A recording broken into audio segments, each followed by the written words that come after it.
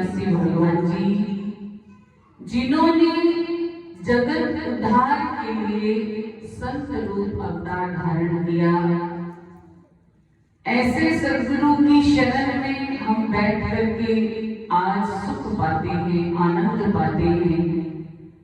वो परवरदिगार तीन लोक के वाली, जिन्होंने इस धरती पर अवतार लेने का फैसला लिया कि हम जैसे अधम पापी जीवों का कल्याण करने के लिए वो इस धरा पर आए, जिनका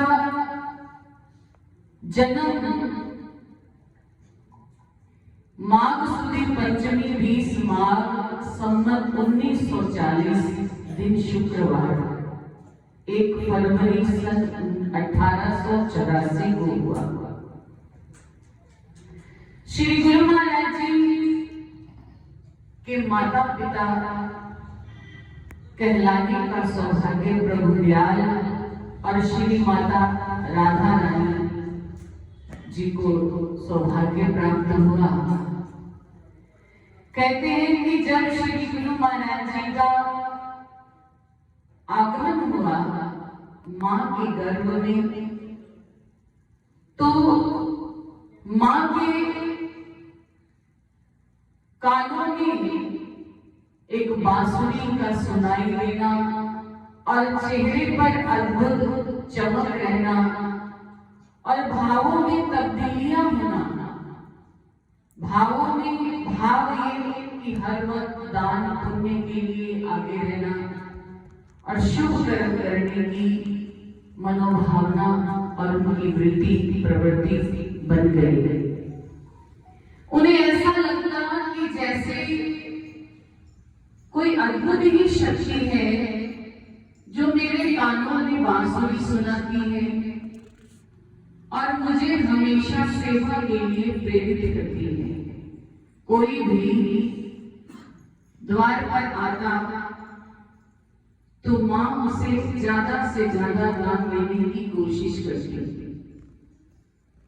श्री गुरु महाराज जी का जन्म स्थान पाकिस्तान दिल्ली में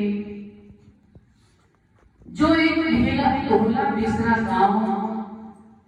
गांव की हालात कुछ ऐसे थे कि जैसे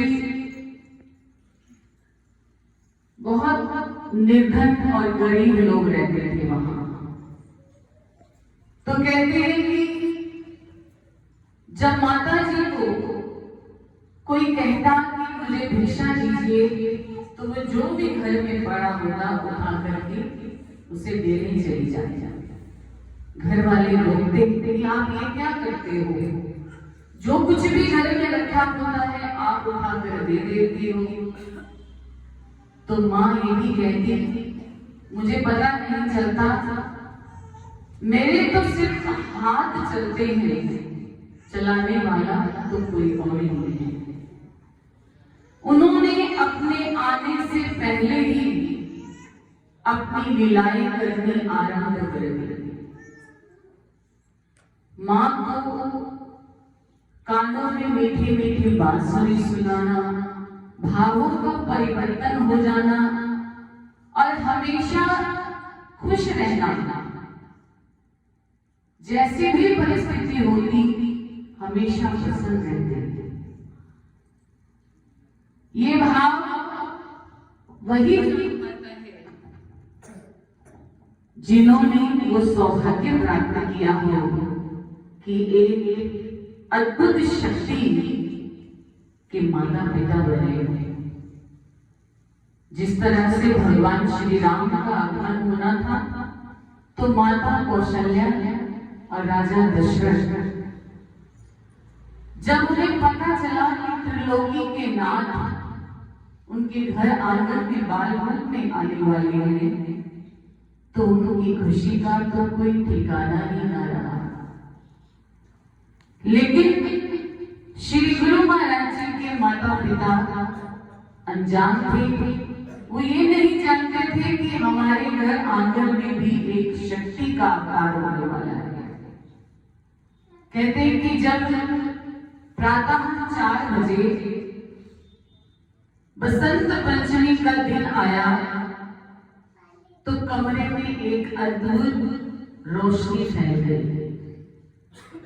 जितनी भी स्त्रियां गांव की वहां थी उस कमरे में, अभी वो सोच पाती कि ये रोशनी कहां से आई है। इतने में ही श्री गुरु महाराज जी के बाल रूप में प्रकट होने के लिए वो जो शक्ति आई थी उसी वक्त आलोक हो गई और श्री गुरु महाराज जी का आगमन हो गया। उन्हें पता ही नहीं चला कि वो रोशनी कैसे थी। बस सब श्री गुरु महाराज जी के बाल रूप को देख करके उनकी तरफ ही मोहित हो गए और उनकी क्रीड़ा को देखने लग गए कि जन्म लेते ही चेहरे पर तेज मुस्कान और एक अद्भुत बाल्यपन जो उन्होंने किसी भी बालक में आज तक नहीं देखा।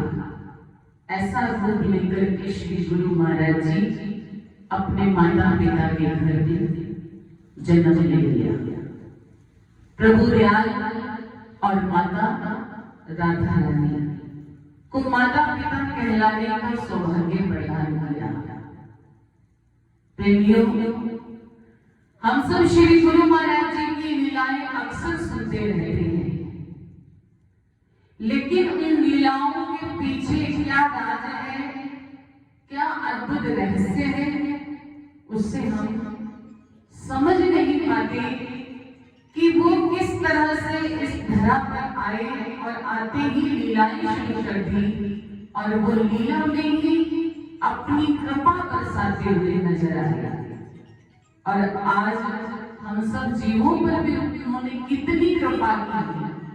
कहां तो पाकिस्तान टीवी में उनका जन्म हुआ और कहां श्री गुरु महाराज जी हम सब जीवों का उद्धार करने के लिए श्री नगरी में आए और उनकी ही प्रेरणा से स्थान स्थान, शहर शहर और गांव गांव में ये आश्रम बने। उनकी कृपा से ये आश्रम जितने भी इस देश में बने हैं सब उनकी कृपा से सराबोर है, बखूबी चल रहे हैं। और वो शक्ति जो एक स्वरूप के रूप में विराजमान है, जो हमें हर कार्य के लिए शक्ति प्रदान करती रहती है, आगे बढ़ने की हिम्मत देती है और हमसे संतों के माध्यम से नाम सिमरन जपने का आदेश करवाती रहती है। वो शक्ति कहीं और नहीं, हम सब के अंग संग है। हमने समझना है कि हम कितने सौभाग्यशाली हैं कि हमें उस परम पिता परमात्मा ने अपने शरण में बैठने के लिए और अपनी ही माला का मोती बना लिया और हमें अपनी शरण प्रदान की है। जितने भी जीव उनकी शरण में बैठते हैं सभी उन्हीं की ही माला के मोती हैं। आप सोचो, जब हम एक माला पहनते हैं, एक एक मोती को कितने ध्यान से संभाल कर रखते हैं कि कोई मोती टूट ना जाए। ऐसे ही श्री गुरु महाराज जी भी अपने एक एक प्यारे का उसी मोती के समान ख्याल रखते हैं, प्रेम करते हैं। और हमारा क्या फर्ज बनता है कि हम थोड़ा सा समय उनके लिए निकाल करके उनके चरणों में बैठ करके उनका धन्यवाद करेंगे और उनका आशीर्वाद प्राप्त करेंगे। क्योंकि आशीर्वाद में इतनी ताकत होती है कि अगर माता पिता अपने बालक के सिर पर हाथ रख देते हैं तो उसे विश्वास हो जाता है कि मैं अकेला नहीं, मेरे माता पिता मेरे साथ हैं। ऐसे ही जब हम उनके चरणों में अपने मस्तक को झुकाते हैं तो उनका वरद हस्त हमारे सिर पर होता है, तो अंतर आत्मा में ही एक ऐसी शक्ति का अनुभव होता है कि मैं इस संसार में अकेला नहीं, वो मेरे अंग संग है। संत महापुरुषों ने महसूस किया है, इसीलिए तो वो बार बार गाते हैं, मेरे अंग संग सतगुरु सतगुरु में सारे बोलो सतगुरु, कि वो मेरे अंग संग है, क्योंकि संतों ने महसूस किया है, जाना है, देखा है, बातें की है। इसीलिए वो आप सबको भी बताना चाहते हैं कि आप भी उन्हीं की ही माला के मोती हो। एक बार गुरु पूर्णिमा के दिन महाराज श्री ने सत्संग में फरमाया था कि गुरु चांद है और भक्त जो होते हैं वो तारे होते हैं, और चांद की शोभा तारों से है और तारों की शोभा चांद से है। ना तो गुरु अकेले शोभा पा सकते हैं, ना ही शिष्य गुरु के बगैर जीवन में कामयाबी प्राप्त कर सकता है। इसीलिए गुरु का और शिष्य का दोनों का ऐसा संबंध है कि अगर वो दोनों एक हो जाए तो कोई भी दुष्शक्ति उसका कुछ बिगाड़ नहीं सकती।